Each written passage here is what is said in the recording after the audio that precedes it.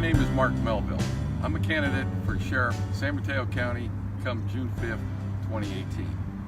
I'm here to talk about opening the San Francisco Watershed.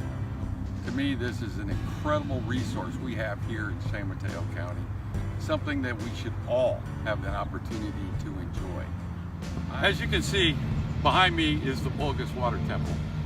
Back in the 1930s, the watershed was closed because the water coming here was not being filtered.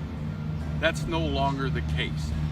The case today is that the water is being filtered over in the East Bay and the Sunol area, transferred over into San Francisco where they take up the bulk of it.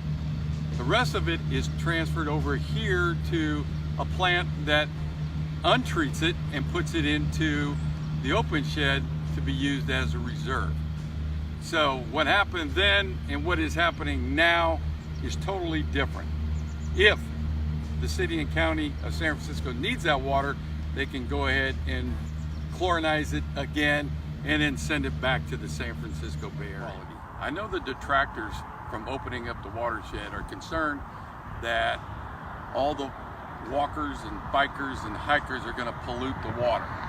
We've got about 35 miles of roads that are already in place, and as you can look over here, you can see the water, and obviously it's in pristine condition, but you can also notice that there are no roads leading down to the water except where the workers have to get to it.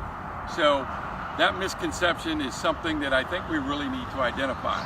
There's 35 miles worth of roadways that are already in existence, and those are the ones that we're asking to be opened.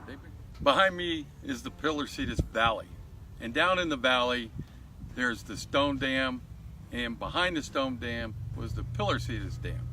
Now, without those two dams, San Francisco as we know it today would not exist. That's part of our cultural history, the history of the Bay Area and the growth of the Bay Area, because that's what allowed that to happen. So, I do want to point out that I have been in law enforcement for 40 years.